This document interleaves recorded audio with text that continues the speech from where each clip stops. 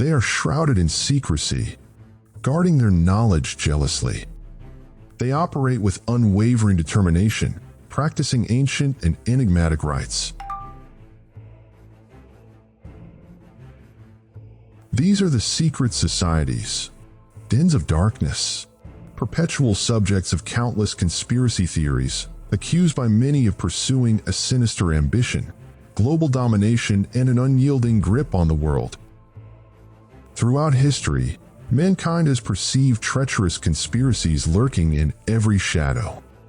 But which of these fears are rooted in truth, and which are mere illusions spawned by masterful storytellers?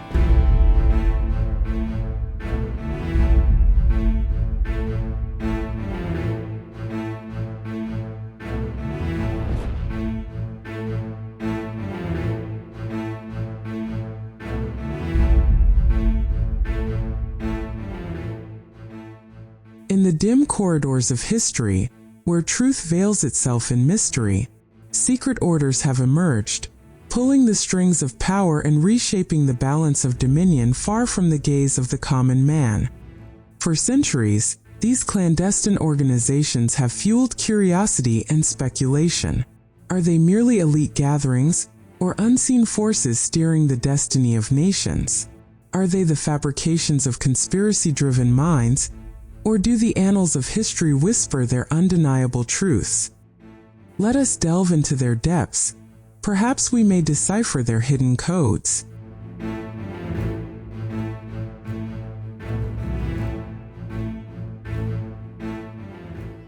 On an April night along the eastern seaboard of the United States, the course of a young man's life was about to be irrevocably altered.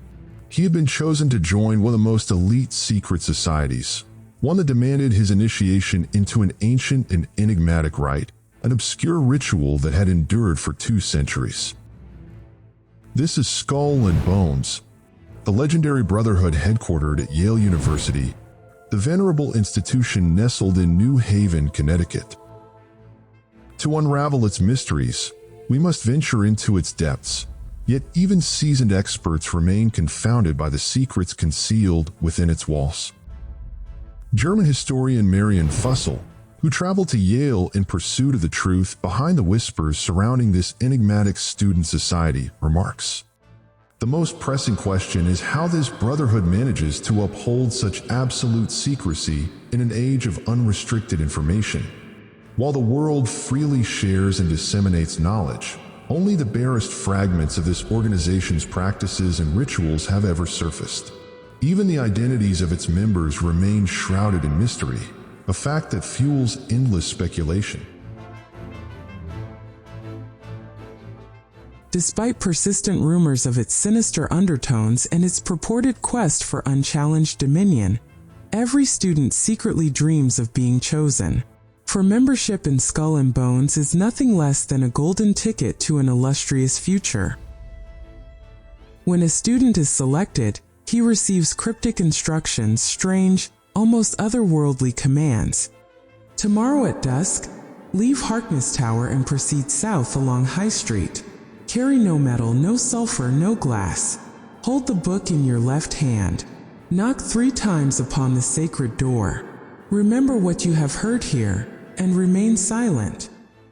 And thus, the chosen one's fate is sealed forever. For he will become part of a secret society at the very heart of the most audacious conspiracy theories ever conceived.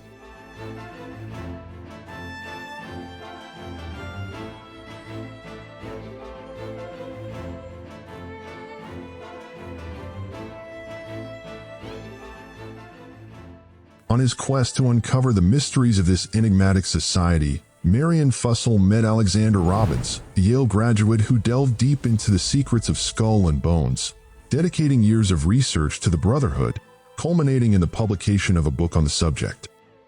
It took her countless years to gather fragments of information about this secretive order. Though she managed to interview more than 150 members, twice that number refused to speak with her. Some even resorted to outright threats. Alexandra recounts, "I faced harassment. Some yelled at me. Others hung up the phone the moment they heard my name. Simply put, They are not supposed to talk about what happens inside the organization. I even received threats from certain members, which was unsettling, but it only deepened my curiosity. Why such extreme secrecy?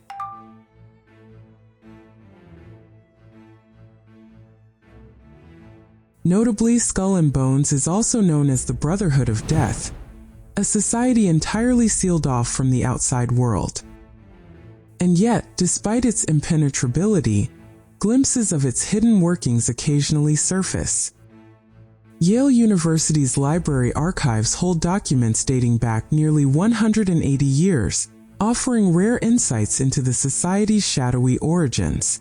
Over the decades, Skull and Bones has entrenched itself within the very fabric of American power, spanning government, political parties, industry, and intelligence agencies. Until the year 1970, its membership records were publicly accessible, but from that moment onward, they have remained locked away, forever beyond reach.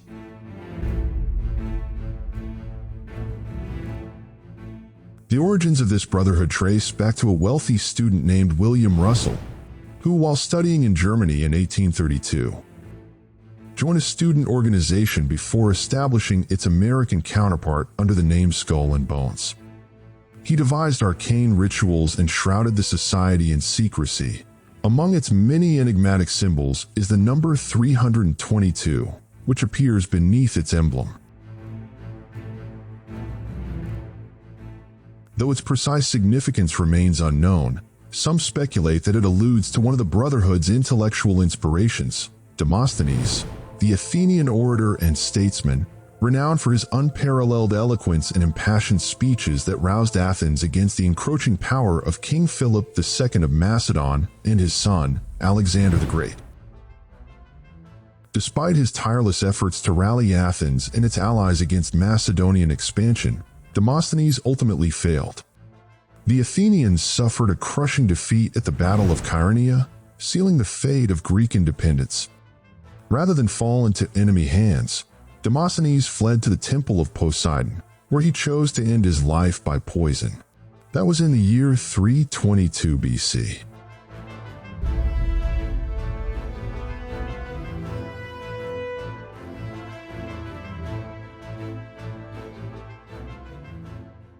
Alexander Robbins led Marion Fussell to a somber, ancient structure nestled within the campus of Yale's elite institution, the headquarters of Skull and Bones, ominously known as the Tomb.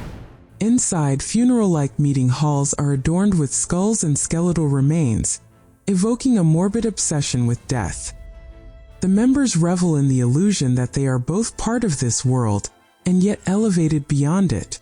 Etched into the walls is a Latin phrase that encapsulates their philosophy, memento mori, meaning, remember that you will die.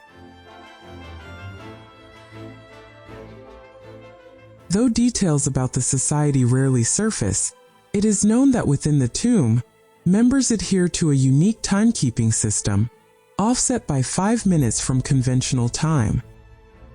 Rumors even suggest that a set of Adolf Hitler's tableware is kept among their artifacts.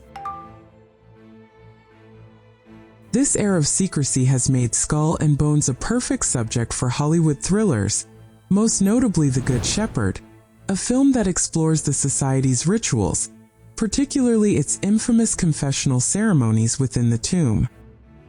New recruits are compelled to divulge the most intimate details of their lives, their deepest secrets and desires, all meticulously recorded in black books, the true foundation of the society's power.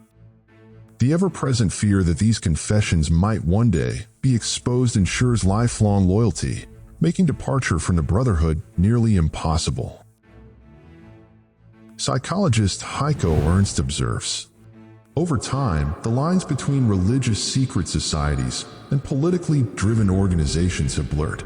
By extracting personal secrets, these groups gain leverage over their members, wielding the power to harm anyone who dares to leave, especially if they attempt to do so in defiance.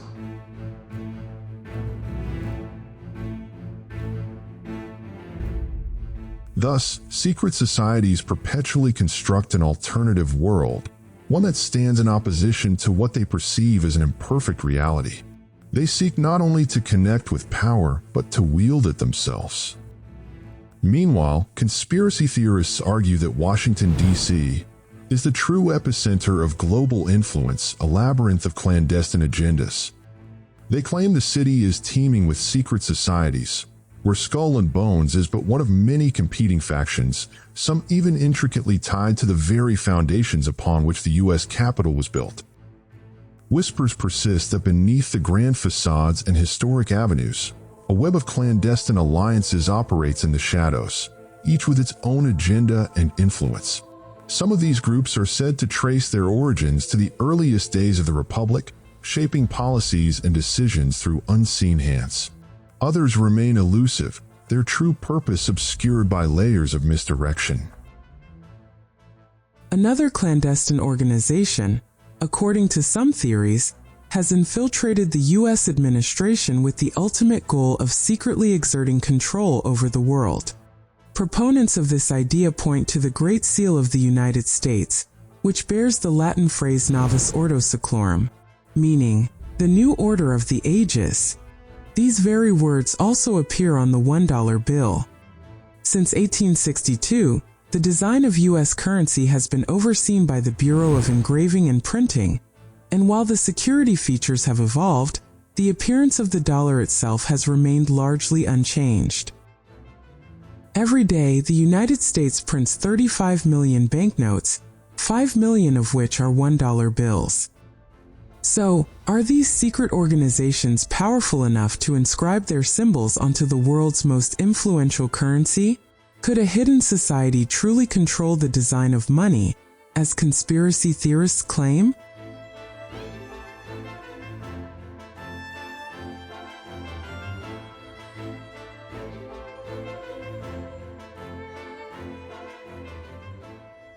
Professor Robert Hieronymus, an expert in symbolism, has conducted an extensive study on the $1 bill. He asserts that its design is unlike that of any other currency, brimming with enigmatic symbols. The all-seeing eye, said to represent divine providence and absolute power. 13 stars above the eagle and 13 steps on the pyramid, allegedly signifying the hierarchical structure of a secret order. Or a tiny owl discreetly hidden in one corner of the bill, an emblem of Athena, the Greek goddess of wisdom and warfare. So, are these mere coincidences? Hieronymus responds, Benjamin Franklin was a master educator, deeply committed to enlightening people about America. He strongly believed that he could convey significant ideas through currency, since it is handled and examined by everyone, making them familiar with its symbols. But was Franklin connected to a secret society that employed the same cryptic imagery found on the $1 bill?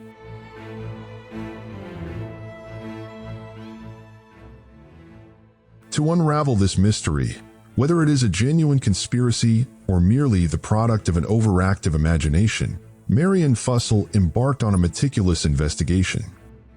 His research led him to an ancient manuscript where he found the same owl depicted on U.S. currency. This very symbol was once sacred to a notorious secret society known as the Illuminati, a group of intellectuals who excelled in cryptography.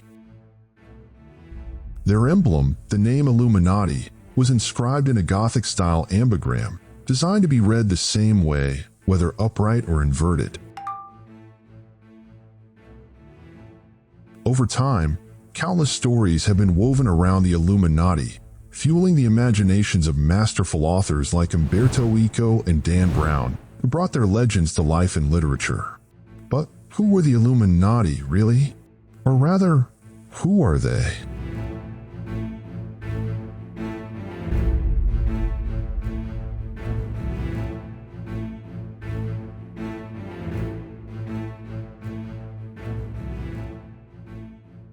In 1776, in the German region of Bavaria, Adam Weishaupt, a professor of canon law at the University of Ingolstadt, founded a society whose declared mission was to promote intellectual enlightenment, combat ignorance, and challenge religious authority.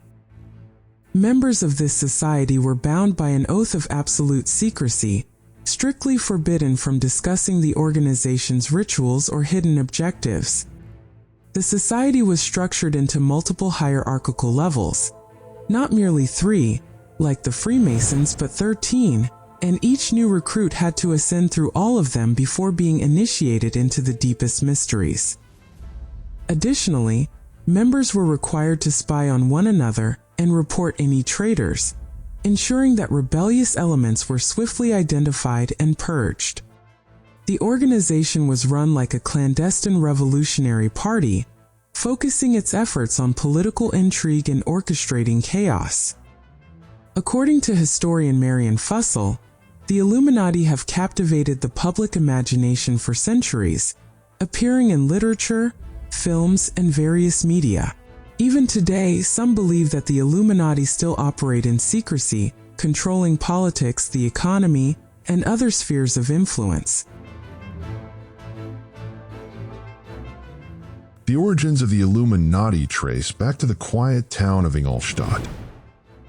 In the years leading up to the French Revolution, Bavaria was undergoing unrest and profound social transformations, with people searching for solutions to their struggles. During this period, Adam Weishaupt was a scholar of canon law and applied philosophy. He was the only non-clerical professor at the University of Ingolstadt, where all his colleagues were priests. This stifling religious and authoritarian environment frustrated him deeply. Inspired by the Age of Enlightenment, which was flooding Europe with radical ideas, he sought to implement bold changes. However, there was no clear mechanism for realizing these progressive ideals. After a few years, the world witnessed harrowing events: the eruption of the French Revolution, the execution of King Louis XVI, and the fall of hundreds of France's ruling figures. Though Weishaupt supported political transformations, he rejected violence and brute force, believing that undermining authority from within was the most effective path to change. To him, the key to transformation lay in a secret society. He envisioned a new state inspired by the Athenian model, grounded in reason and logic, an idea perfectly aligned with the ideals of the Enlightenment. Yet some believe that Weishaupt sought to establish a clandestine government, a notion that remains unsettling even today. Nevertheless, his students were the first to be captivated by his vision, seeing in it an inspiring force for change. As Heiko Ernst aptly put it, secret societies have always been a refuge for rebels, offering revolutionaries and radical thinkers a space to express their visions without fear of repression. These societies allowed their members to discuss and experiment with new ideas on a small scale, making them an appealing choice for those seeking transformation. Notably, this period saw a flourishing of secret societies in Germany, with the Illuminati emerging as the most expansive and influential among them. They established numerous lodges and attracted hundreds of members, particularly from academic circles, including Johann Wolfgang von Goethe, the greatest literary figure of his time, the renowned philosopher Gottfried Herder, and the pioneering educator Heinrich Pestalozzi, whose contributions to education were profound. Yet the challenge was immense. The Illuminati were acutely aware of the formidable danger posed by despotic rulers, a peril not to be taken lightly. Weishaupt, above all, had unwavering faith in himself. His contemporaries described him as arrogant, narcissistic, and domineering. Yet, he viewed his brotherhood as the means to orchestrate a radical transformation of the world. He demanded absolute loyalty from his followers, insisting on unwavering secrecy, an expectation vividly documented in the preserved archives of Friedenstein Castle in Gotha, offering valuable insights into the clandestine workings of this enigmatic order. Historian Hermann Schuttler painstakingly deciphered the Illuminati's secret records, delving into their hidden depths. His findings revealed that Adam Weishaupt was deeply fascinated by Athenian civilization and its democratic principles. For this reason, he chose the Owl of Athena, a symbol of wisdom, as the emblem of his order. Schuttler noted, Weishaupt believed that transformation within society, the church, and the state could only be achieved through a long-term endeavor. His ultimate goal was to educate the people, making his project fundamentally an educational mission from its inception. Yet, he was fully aware that success would require patience. He himself admitted that it might take 2 centuries before enlightenment would triumph.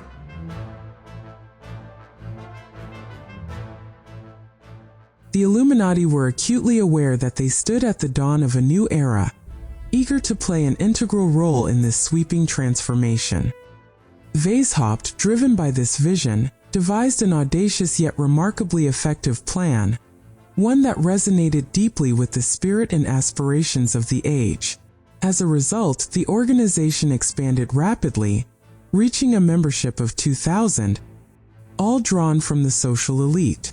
Furthermore, Weishaupt actively recruited from the Freemasons.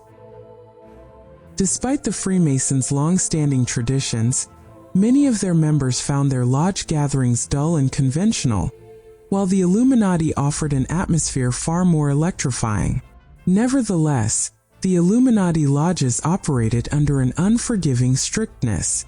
Much like the Skull and Bones Society, members were required to divulge every detail of their personal lives. This rigid, hierarchical structure proved unsettling for some, including Johann Wolfgang von Goethe, who refused to continue. He was unwilling to submit to a mid-ranking member within a secret society, considering it beneath his dignity. Yet, despite such defections, the organization continued to grow. However, as its influence expanded, so too did the opposition against it, particularly from despotic rulers who saw it as a threat and resolved to strike back with force. The Brotherhood suffered a series of devastating blows. But in the end, its ultimate downfall came through an extraordinary stroke of chance.